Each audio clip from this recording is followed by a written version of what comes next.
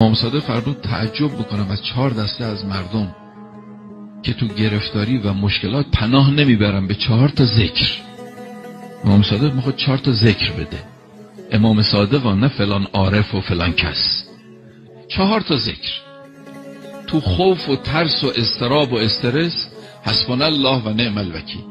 در موقعی که آدم غم داره، حزنی داره، لا اله الا انت سبحانک انی کنت من الظالمین.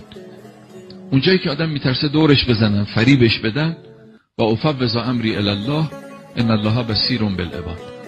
اونجایی هم که آدم دنیای حلال میخواد از خدا، ماشاء الله لا قوة الا بالله. امام صادق فرمود تعجب بکنم از 4 دسته از مردم که تو گرفتاری و مشکلات پناه نمیبرن به 4 تا ذکر.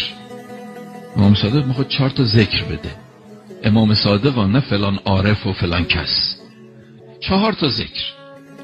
تو خوف و ترس و اضطراب و استرس حسبنا الله و نعم الوکیل.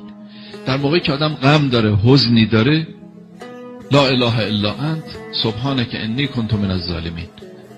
اونجایی که آدم میترسه دورش بزنن، فریبش بدن، و افوض امری الی الله ان الله بصیر بالعباد.